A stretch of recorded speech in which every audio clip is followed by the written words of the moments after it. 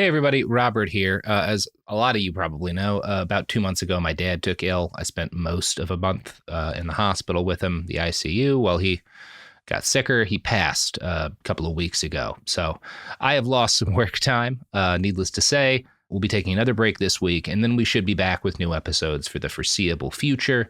I just needed another week to, get back ahead, get myself going again.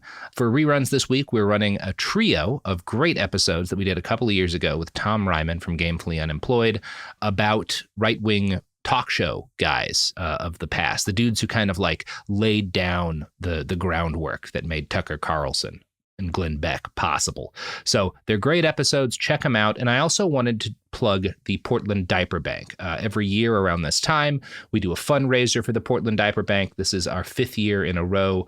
Last year, y'all raised nearly $30,000 to provide diapers to low-income people. And over the course of the last 4 years, this will be our 5th year, Behind the Bastards listeners have raised more than $100,000. So if you want to help out, just Google GoFundMe, BTB fundraiser for PDX Diaper Bank. That's GoFundMe, BTB fundraiser for PDX Diaper Bank. Thanks, everybody.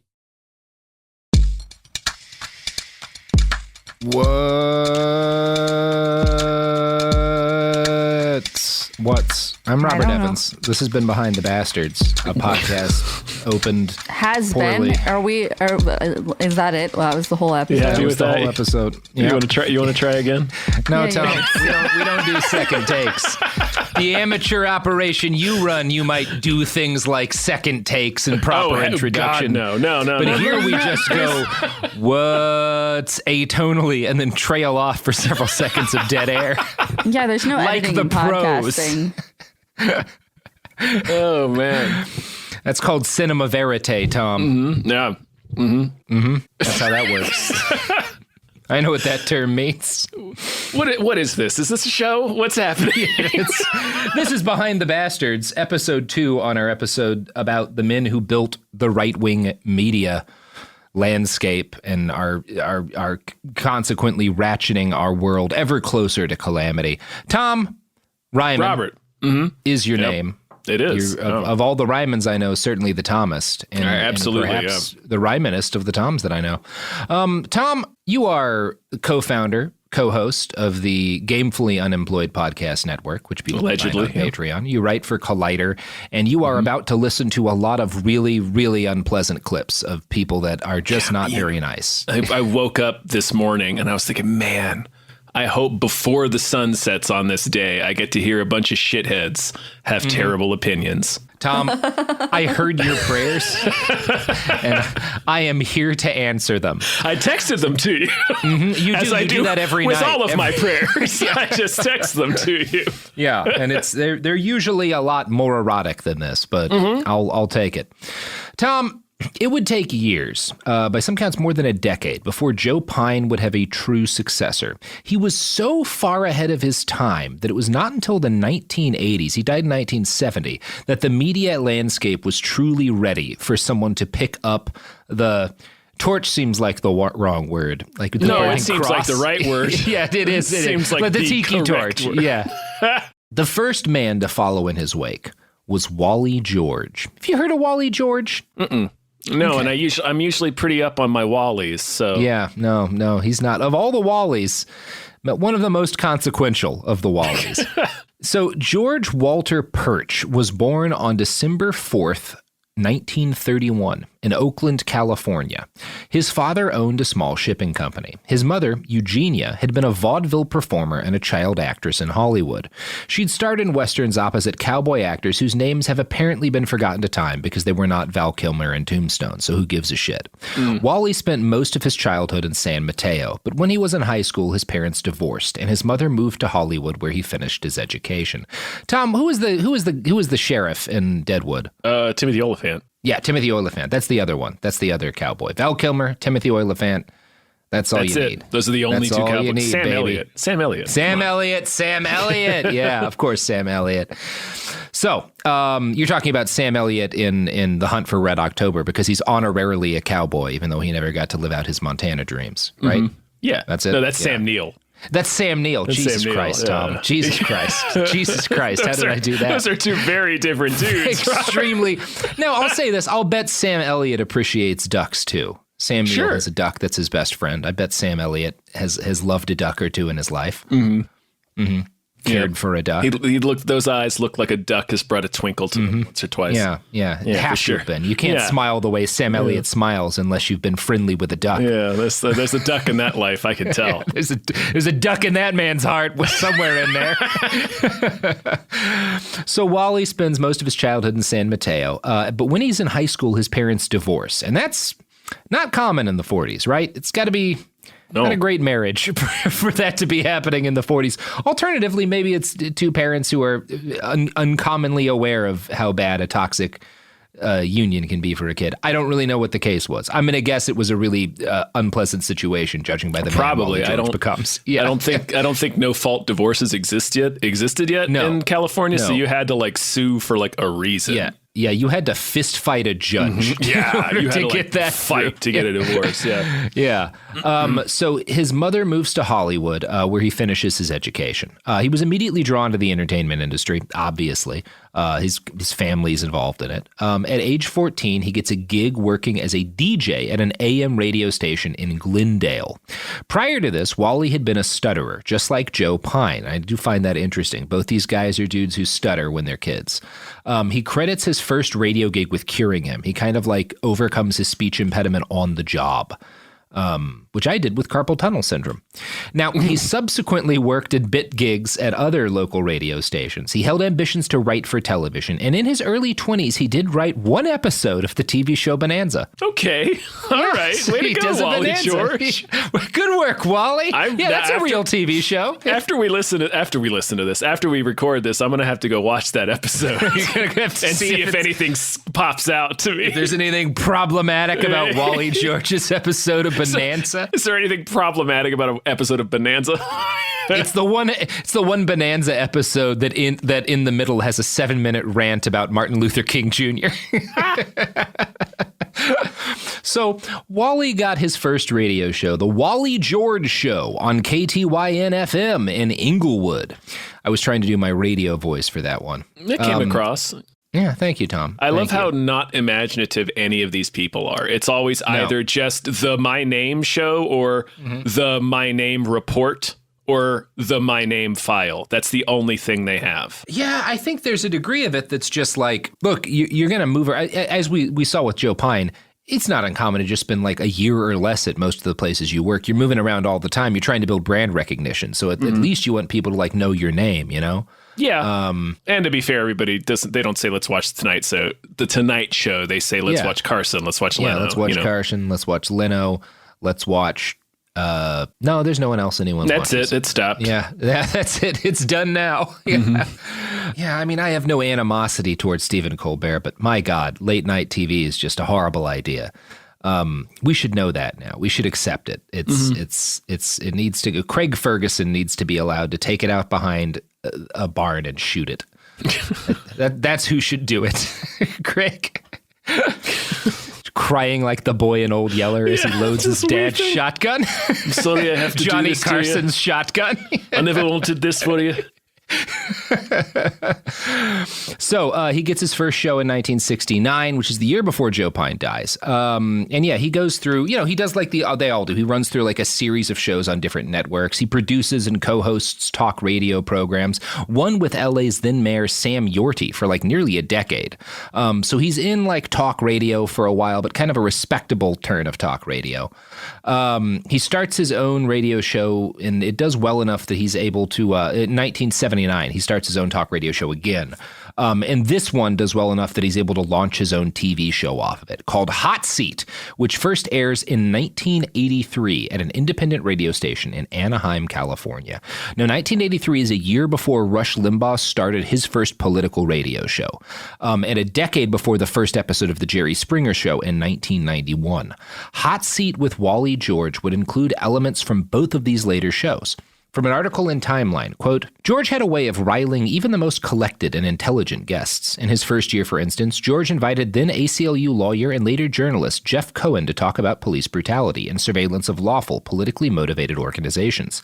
At first, Cohen's responses to questions like, why do you want to handcuff the police department from catching criminals? Seem prepared, choreographed. But after a few minutes, the interview intensifies. Both raise their voices. The audience clatters and gesticulates. George interjects with an age-old challenge. I have nothing to hide, so what do I care if police watch me? The audience brays with joy. But for all his cruel bravado and personal attacks, George consistently stumbled when the tables were turned. His ideology was full of contradictions. In one episode, he spits, I say Martin Luther King does not deserve a national holiday in his name. There are many more Americans who deserve it a heck of a lot more. So that's the kind of guy he is. We're no longer like the genteel playing it being polite kind of guy. He's very much a recognizable sort of right-wing media figure. Yeah, he's November. Keeping it authentically asshole. Yeah, keeping it authentically asshole.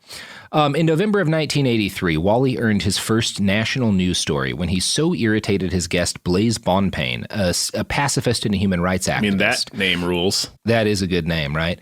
Now, the short version of the story is that Blaise got angry and flipped Wally's desk. He had to be escorted out by security. Nothing like this has really happened on sounds like TV. Something a person named Blaise would do. It does, because he's a blaze, man. He's full of fire. Sounds like an American gladiator. It's going to flip your desk. Specifically, like, Wally gets a pacifist activist to flip his desk on TV. Flip his desk. What this has never really happened before. This is like a huge deal. Like, this is the first Geraldo getting hit with a fucking chair, you know? God, what a great moment that was. I found an interview with Blaise that sheds more light on this incident and what came after, because this incident really, like, you could draw a direct line from this to Jerry Springer. I'm sorry, what year was this again? This is 1983. 83. Springer starts in 91. Okay. So, and this is really like this chunk I'm going to read is interesting because it gives you a sense of the way in which Wally is helping to give birth to not just the cultural space that guys like Jerry Springer occupy, but like what reality TV becomes. So this is Blaise talking about what happened after he flips that desk and gets escorted off by security. Quote, he called me, this had to be 1983, and asked if I could come on his program. It was right during Reagan's war in Grenada. In a phone conversation, he seemed just delightful. I was in the background listening to his interviews just before me, a Mexican-American attorney, and Wally was just insulting him with racial slurs and so on, and I was quite irritated just hearing him operate. When it was my turn, I went to the interview, and he had a large group of young people in the audience, and just as he was getting started, I turned towards the audience and I said, I hope you won't go and die as the enemy in a place like Grenada where you're not wanted. He got a little upset when I made that comment. He came over and assaulted me and battered me. He attacked me from behind. It was a little difficult for a long-standing boxer to not respond, but I thought that would be a terrible thing to do. So I looked at his desk, and I saw there was no one near it and no one that would be harmed, so I just flipped the desk over and walked out. I came home, and I told my wife and children how surprised I was, and within moments we saw it on ABC, CBS, NBC. It was all over the country. I think that particular episode has been played 1,000 times across the country. I still see it. It's amazing how it made an impact on TV. There was no staging, however. After the security men ushered me to my car, I went home, and the following morning, Wally called me and said, Blaise, we have a terrific thing going here. We can do this all over the country. I said, Wally, you're a charlatan, and there will be no further interviews. Thank you. You see, like, Wally doesn't believe in shit. No, like, yeah. Wally is just like, yeah, I'll bring this guy. Like, I want him to throw shit. I want to, like, this is great TV. So that's more of the thing that I was talking about last episode, where it's like, is he genuinely getting pulled in this direction, or is he getting pulled in this direction because, like, this makes good TV? And that's like the guiding light of a lot of these chuds is that they don't actually believe in a lot of things, if anything at all. They just believe in whatever gets them the money, gets them the attention. I think Joe Pine might have believed in things. He certainly fought for something at one point. Wally clearly doesn't. Like, he's just happy to, like, like, he called him the next day like it was a pro wrestling match. Yeah, exactly. Like, yeah, we can do this all over. And we can turn the country. It's like, what the fuck are you talking about? Joe Pine is, like, not a good person, not a nice person. No. Pretty racist and bigoted, I'm sure, in a lot of ways. Although I doubt excessively for his time, which is not saying anything good about him. It's talking about, like, the white dudes in the 1960s of his generation were pretty fucking racist. But I wouldn't qualify him as a bastard based on, like, the things he intentionally did. Once we're at Wally George, we're in, like, the, like, full bastard territory. Like, sweet. Because Joe Pine is a guy who's, like, willing to do things and, like, judge up controversy, but also can listen to people and like, has something he believes in. and is trying to get across. With Wally George, it is pure, I'm into this right-wing shit just because it gets the rage views. It gets people angry, gets people riled up. I don't care who I have on. I want folks to fight. I just want to like tickle people's amygdala and make them angry. Does he start selling brain pills, Robert? No, he does not. Shit. Not to my, well, I don't know, maybe. I can't comprehensively say he never sold brain pills. I cannot make that claim to a point of certainty, Tom. I was going to get so excited if it showed up later. That like Alex Jones and like a lot of the folks who came after, Wally George built an audience that was cult-like in its devotion. By 1984, an audience of mostly college-age men were waiting up to 6 months for their chance to sit in his 80-person studio audience. People would like sign up for this shit way ahead of time. They'd shout, "Wally, Wally," and wear shirts with American flags on them, roaring until he forced them to stop. Where Joe Pine could be mocking and even cruel as long as he maintained an air of genteel politeness, Wally George was free to scream, shout, and even strike people. He told one interviewer in 1984, "They say that I'm a lunatic, that I'm a maniac, but why do you have to smile at your guests and be nice and let them say what they want to say?" In this, Wally completed the transition from Joe Pine, a right-wing firebrand whose work was still firmly rooted in the outward civility of the 1950s, to modern right-wing media. Wally would not sit and listen to, for example, a trans woman explaining her life. He had no interest in letting guests say their piece. The central conceit of his show was that left-leaning guests would be allowed to show up and try to make an argument while Wally and his audience harassed and insulted them. I want to play this segment from his show where he has a popular radio DJ on. The DJ brings U2 albums to hand out to the audience. It was 1984. And he chastises Wally for having previously claimed that the band were devil worshippers, which is an argument Wally George made a number of times. Here's Wally's reply. You said U2 were a bunch of devil worshippers. They are. They're terrible. No, they're Christians. 3 of the 4 admit they're Christians. You're saying I'm wrong? You're wrong. Wally is never wrong. Oh my God, that's what he looks like? Prove it to me now. I don't want any proof. Guys, he looks like Ric Flair with a Prince Valiant haircut. We're getting beyond the issue. He looks incredible. The reason I have you down Looks here like now Colonel is your Sanders station is one vibes of at the the same stations time. that He is being does. He looks like criticized. Colonel Sanders, Now the FCC guru. is cracking down on what they call Like his spiritual launch advisor. radio. Shock radio. And I say it's about time.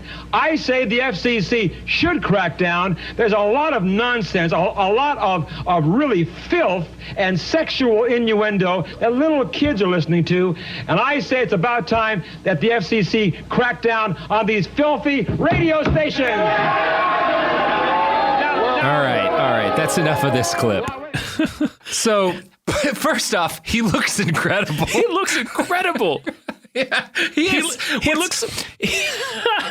The amazing thing about Wally George, He looks like a carnival magician. You watch. He looks like a guy that ties balloon animals. He looks amazing.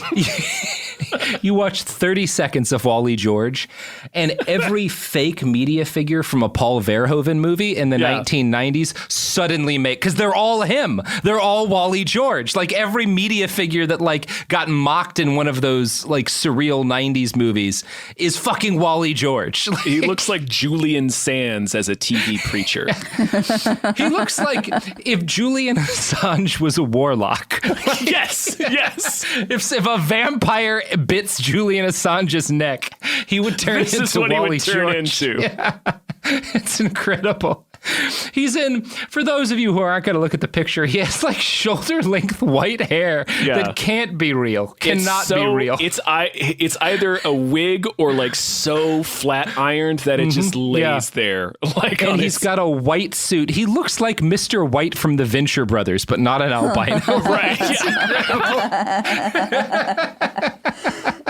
He's just an amazing commitment to a very specific aesthetic. Yeah. He's like, this is my thing, and I'm just gonna blunt force it on people. I am the 1980s. A third of my body weight is cocaine. He does. He looks like somebody. Like he looks like the shredder dumped mutagen on a pile of cocaine. And like that's if the creature cocaine that was a man, that's Wally George. Yeah, if it mutated. So, Tom, here's him talking to Larry Rice, a same-sex marriage advocate and an AIDS awareness activist. Oh, boy. Hooray. A gay pride parade. I say it is very offensive. It is very offensive for gays to be running around groping each other in the park. What do you think about that? I don't think it's very fair for you to make fun of people whose lifestyle is not the way you want it to be. And I think it's... Oh, really? I think it's kind of sad, because, like, they don't hurt you, what they do, and, I'm saying it's offensive, you stupid nitwit. It's offensive, isn't it? And you're offensive. Well, it's not fair. I'll tell you what, because people like you're the people that cause the problem.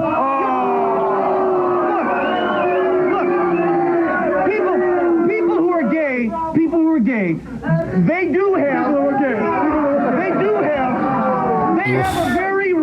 they have it very rough in this world, okay, because of people like you. And I think, wait a minute. This is very upsetting. I think that because people make it so hard for them to live that they have a lot of, like, mental disorders and things. All right, that's probably about enough of that. If you guys listening can stomach rough. Looking up this clip, it's a nightmare. Rough. It keeps it's horrible. His audience, and they're just like huge grins. It's clearly and nothing jeering. but high school bullies, like screaming, like. And this guy is it's horrible. He's just trying to get his point out, and he's saying like these completely rational things. Oh my God! But it's also there's a couple of things that are interesting comparing him to Joe Pine. Number one, you can think back to Joe Pine, who again I'm certain held very regressive views on gay people.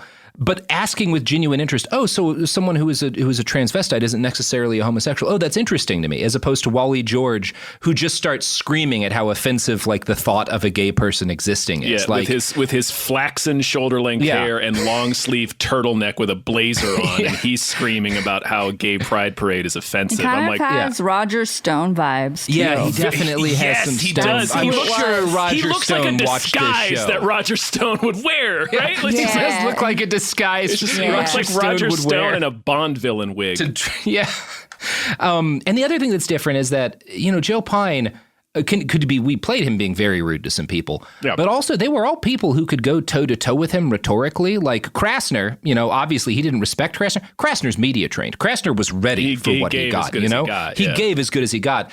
This poor man, Larry Rice, nothing against him because he's saying very reasonable things. He's clearly not media trained. He's not, and he's so, that's nothing against him. Yeah. The clip is so upsetting because you can see it's very upsetting. It's part of like the bad faith of like debate me, because the tactic is just to keep shouting at you these things to keep you off topic. And it's like, not only is this guy battling this overbearing dipshit of a host, but the entire audience is jeering at him the whole time. Yeah. So like, I can't imagine being in that, like, even if you are media trained, being in that situation, it's like, Jesus, like I can't find footing to even make my argument. No one can do well in that kind of an environment. But no. And it's one of those things. I do think that like Joe Pine was someone who did want to debate people and would debate people and would go out of his way to get people who could present themselves well on television, even if what they were saying was like, and I'm not going to say that maybe this was comprehensively true of everything he did, but all of Wally George is like this. It is nothing but this. It's just hate. I want to point out that his little turtleneck matched the wallpaper of his set. It did. It sure did. And then he's got a little behind him is a framed photo of a space shuttle taking off. It just says USA at the bottom. Yeah, it sure does. So his set is like a little boy's room. It is. And I keep bringing up Joe Pine like positively, not to say nice things about Joe Pine, and please don't take this as like me trying to defend his legacy, but to point like how badly things have degenerated, like how 16, 17 years later. Stark the differences. Yeah, I'm sitting here trying to think of like, man, what happened? And a lot of things happened. Reagan for one, Yes, in between 1970 and 1984. The religious right became a political bloc, which it wasn't when Joe Pine was on the air. The religious right was not a political bloc. That didn't happen until 79. So yeah, it's a very bleak but very clear he's also, slide downhill. He's proto 700 Club too, just the way he looks. Well, I don't know if he was proto. When did the 700 Club stop? No, that's true. Solid Radio. We're going to Google this. 1966. So he's not proto the 700 Club. I got to give you that. All right. Okay. Yeah. But Tom, you know what did come before the 700 Club, and we'll be there long after. I don't know. Are you going to tell me? The products and services, Tom, that support this podcast. Yep. Wow. Solid throw to add, man.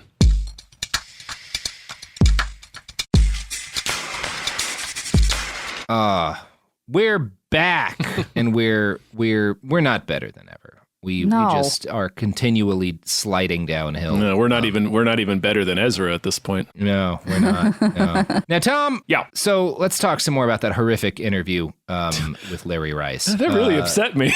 Yeah, it's really upsetting. It's hard to watch. And again, it's the kind of thing like you just didn't feel that way listening to the Joe Pine clips, even when he was being a shithead. Yeah, it's not that kind of a. Well, bully. it's frighteningly close to a lynch mob. Yeah.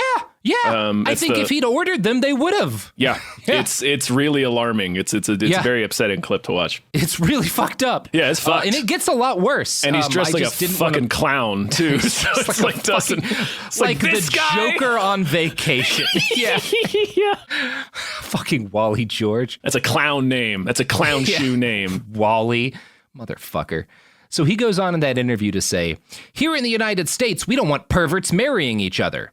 And then when they start discussing AIDS prevention, he tells Larry, I don't want these gay AIDS carriers to spread their disease to all of us heterosexuals. People like you are spitting at me. I could catch AIDS from you. Just a mountain of shit dressed in a terrible suit. Mm-hmm. Ugh. Now, when it comes to evaluating the appeal and the impact of Wally George, I think this passage from that Timeline article does about the best job possible. Quote, Hot Seat commodified old white man anger and gave it room to fester. George's fury was the entire point. It gave audiences permission to act out their basest impulses during the conservative Reagan era. The allure of the show was merely having an outlet for anger, period. It was a contractual yelling match with the viewers invited. Yep. That makes sense. Yeah. Kind of feel like that. That all ties together. Seems relevant. Mm-hmm. Gosh, now, somebody else really rose to prominence in the 80s. Gosh, who was that? There's Don Imus and Howard Stern. Imus is a big one. Major media figure. Oh, I'm being facetious. Rush Limbaugh, yeah. Limbaugh. Trump. Trump. Yeah, this is the era they're all. This is where all of them dickheads came from. Mm-hmm, all those real pieces of shit. Now, during his rise to prominence, as we stated, there were a number of dudes inhabiting a similar field. Rush Limbaugh gets on the radio a year later. Don Imus and Howard Stern, who are less offensive figures, not much less in the case of Don Imus, are starting around this period. But the fact that Wally George worked most prominently on TV, giving his viewers and live audiences an outlet to vent their rage and frustration on human beings, made him unique. In his it's like half a lynch mob, and that's half of the appeal to what Wally George does. Yeah, it's In clear. his 1999 autobiography, he coined the phrase combat TV to describe the thing that he invented. And now that's like all news programs. It's just bleak. One of Wally's most popular guests was a special piece of shit named Tom Metzger, the head of a Nazi organization called White Aryan Resistance. I suppose you could critique him as again, like Joe Pine, platforming a Nazi, and he is kind of doing that. But Wally, I don't know. Wally certainly can't be accused of equivocating on Nazism, because I'm going to play you a clip of that next. All across this great country now in our 11th year, and we have the putrid idiot Tom Metzger on the show. Now he's dressed like a Batman villain.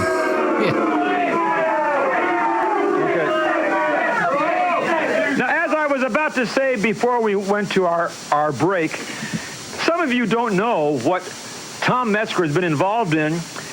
I'm going to go back to that case up in Oregon where some of Tom Metzger's followers went up to Oregon and they beat a black man to death with, don't you applaud that, you idiot? They beat this black man to death with baseball bats, followers of Tom Metzger.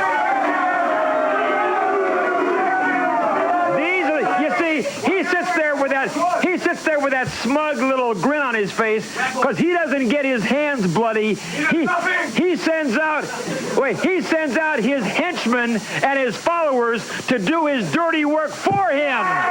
All right. So it's very, very telling that he had to tell somebody in the audience to stop clapping. That's exactly right, Tom. That's what I was going to point out. Because he is certainly not, and like to the extent that he platforms Metzger, he's mostly screaming at him. Yeah. But you can see, again, where things have gone, that like he has to stop his audience from clapping at the murder of horseshit that you're encouraging is bringing these people in, Wally. It's fascinating. But it's also, there's something so bleak about that, too, because there are a lot of mostly horrible things you can say about Wally, and I'm sure Tom went on his show because he saw it as a platform. But Wally never for a second pretended that this guy needed to be heard out. He just had him on to scream at him, which, again, as bad as Wally George is, makes him better than a lot of right-wing media today. Like, it's gone downhill since Wally George is the point I'm making. Not trying to, like, praise Wally George, but it's like... The bar has lowered even more than this cesspool. Yeah, and I don't know, maybe, like, if fucking Richard Spencer he would have heard out, I don't know.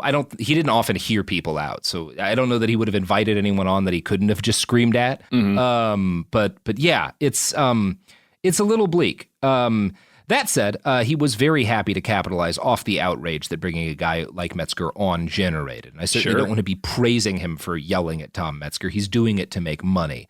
I want to quote from an article on Wally by OC Weekly, Orange County, which is, for those of you who do not know, the Republican, one of the biggest Republican stronghold in California, pretty much. What made those hot seat appearances by Metzger in the 1980s and 90s so relevant was just how clearly the lines between good and evil were drawn. George wore the white hat, literally, and Metzger was the bad guy. There was no gray to be found, and the audience reaction corroborated those roles.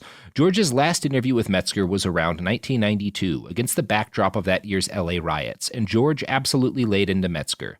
George repeatedly scolded Metzger for being un-American and referred to war as a bunch of dumb Nazis. George kicked Metzger off his stage after an unprecedented but understandable 4 minutes. It was a proud moment for Orange County conservatism, as embodied by George, it stood up to the emblematic scourge of white supremacy. And obviously, I don't particularly agree with that take, but it's interesting that like this modern OC conservative writer is looking back at Wally George and be like, remember when we yelled at Nazis? As opposed to marching with them in the streets. Like, I'm not trying to say that this guy's right, because shouldn't be a proud moment for conservatism. Because also he brought him on his fucking show several times. But it's interesting to me that this guy looking at like, because I'm sure he's referring to like these mobs you've had like attacking vaccine sites and fucking Wispa and whatnot in LA, some of which include fucking Nazis. And he's like, oh, remember when we used to at least yell at Nazis? Yeah. It's bleak. Wally filmed his show in Orange County, and he was a local institution, and incredibly influential to the combative form of conservatism that exists in that enclave to this day. But as the author of that article points out, modern OC conservatives, though very much the descendants of Wally George, often lack his very minimal ethical convictions. Quote, prescient of what occurred in Charlottesville and Trump's reaction to it, the 1992 interview with Metzger captured a moment in time when conservative Republicans rallied openly against white supremacy and the Nazis. Watching that episode, it is equal parts antiquated and Orwellian, with George orchestrating an audience full of young, mostly white, conservative Orange County men and fomenting and rallying viciously against Metzger and what he stood for. To riff on Trump's own axiom, George made it clear that there were not very fine people on both sides. In a fitting end to the segment, George stood up behind his desk and led his audience in a recitation of the Pledge of Allegiance, with particular vocal emphasis on the last line, with liberty and justice for all. He then expanded on that theme to his audience as he looked deploringly at Metzger, reminding him the phrase meant to encompass all races, all religions, and all creeds. And yeah, it's bleak. I mean... I feel like Wally's the kind of dude that would have this guy on to scream at him, not because he really personally finds his politics all that distasteful. No, I don't think he cares about any. I don't think. No, I'm sure he finds because I don't think he cares about politics much. No, it was just one. I don't know. It was just a thing, creating a situation where he could be the good guy. Yeah, and generate ratings for his TV show. I don't know. I refuse to applaud him for any part of this. No. And I'm not quoting this to applaud him. I'm quoting this because it's interesting to see someone writing from that perspective of an Orange County conservative going, remember when we didn't like Nazis? Yeah, remember when we had at least that line that we wouldn't cross? And when you're looking back at Wally George and remember those high moral days standards. When we believed in things, and there's this guy that calls a dude who flipped his desk over the next day, be like, we should tour the country with this. Yeah, we should tour the country. Believe in anything? He believes in TV. No, he doesn't believe in a goddamn thing. Now, it is unclear to me whether or not Wally George, living in the modern era, would have fully embraced the white nationalist authoritarian politics that have since devoured the GOP. I suspect so, in a way that I don't know if Joe Pine would have, as racist as I'm sure Joe Pine was. Well, Joe Pine at least was in World War II. I think he did might fight Nazis. Right, he might brush up against that a little bit. Yeah, I think if he saw a dude with a swastika flag in a march, he'd be like, well, fuck those guys. Yeah, whatever's happening over there. Whatever's happening over there, I don't like that flag. Yeah. Yeah. So, it's, I don't know. I can't say what Wally would have done clearly. But if we're to judge purely off his TV appearances, maybe no. If we were to judge what we know about him morally, probably yes. He seems cut from the same grifter cloth, yeah. Yeah. And Wally is, it's worth noting, one of the very first conservative political voices to use a phrase that has since become infamous. We must make America great again. Wally said this regularly on his show throughout the 1980s and early 1990s. Alongside Rush Limbaugh, he also popularized phrases like liberal lunatics, calling his detractors strippers, mud wrestlers, and bimbos of all sizes and shapes. By the 1990s, Hot Seat was no longer close to unique. Jerry Springer and Rush Limbaugh had both entered TV by then. Rush's foray didn't last long, but in 1996, Fox News started up and provided a much more respectable venue for far-right hate speech. Meanwhile, Jerry Springer delivered a gleefully apolitical approach to combat television that more people found appealing than Wally's right-wing rants. The fact that Springer himself was a much more pleasant person than Wally George may have had something to do with this. In 1995, George's wife left him in the least surprising turn of all time. Womp. She took their 7-year-old daughter with her, thank God. Jesus Christ, yeah. We do not know how many times Wally was married. At least 4. Some sources say as many as 6 times. Sweet. I like that it's like a fucking legend. We don't know. It is like we don't really know how many times this guy got married. Of course, that fucking crypt keeper looking dude, we don't know. Don't know how many wives he's got locked in a closet like Bluebeard. How many wives survived him. Right, exactly.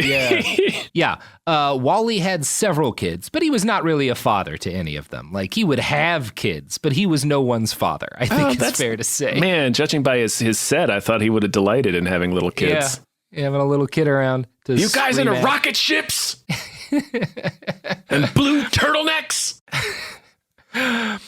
His most prominent child, Tom, was the actress Rebecca De Mornay. That's his daughter. Yeah, that's his daughter, Wally George's daughter. Tell us about Rebecca De Mornay. Oh, they have kind of the same hair. You can see it. Man, that's fucked up. I mean, she's in Hand That Rocks a Cradle. She's in the Sweet Three Musketeers, the Disney one with Oliver Platt and Charlie Sheen and Kiefer Sutherland. She's in that TV version of The Shining. She is in that TV version of The Shining, Tom. That's man, that just shattered my entire universe. You didn't expect that, did you, Tom? Did not expect that Didn't twist. expect to learn that today, did you? Was she the... No, that's too late. I was going to say, was she the one that the wife took? But no, Rebecca De Mornay was already in movies at that point. I think she was. No, he was just having kids and abandoning them left and right, Tom. You know who else has kids and abandons them? The sponsors responsible for these delightful products and services. Not a single one of them raise their own kids. Well, that's going to help us get sponsors, Robert. Thank you, Sophie. Thank you. You're great. Sophie, look, I think some people, like to raise their kids in a loving environment, and some people like the song A Boy Named Sue and think that that's a good way to raise a kid. And both options are equally respectable. And what does that have to do with our sponsors? Well, if you can abandon your kids as long as you name them Sue, it's fine. Mm-hmm. As the song shows, they'll turn out okay. We'll also they'll learn how to fight. We'll also accept Ramblin' Man. Ramblin' Man, sure, absolutely. Mm-hmm. Great child rearing advice in Ramblin' Man. Mm-hmm. All right. Well, that's going to lead us to ads.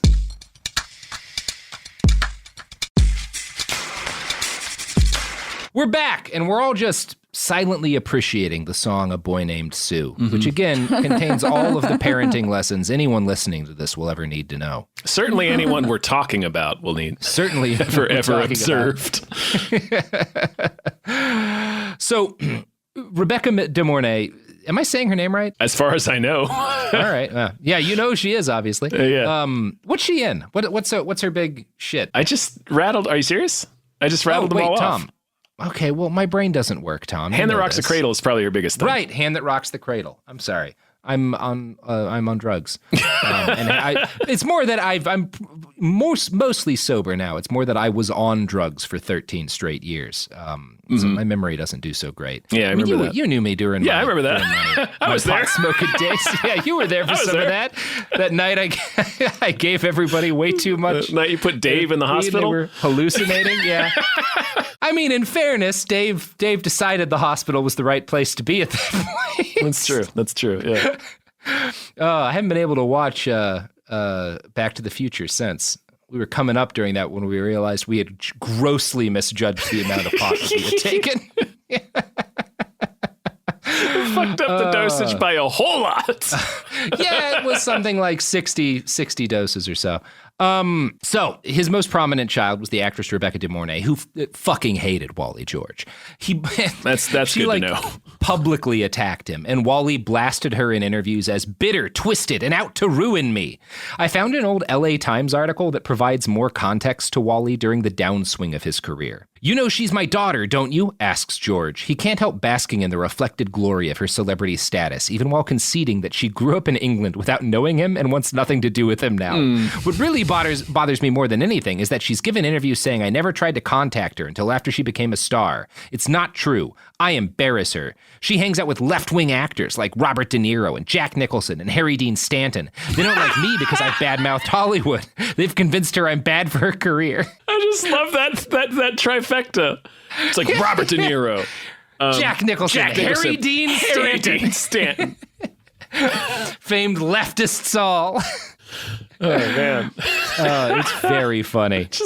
In fact, yeah. Sorry, just laughing at that. Yeah, it's very funny. And it's one of those things, like, probably nothing would have maybe saved his career more than if he'd actually, like, made up with his daughter and, like, done a big TV special about it.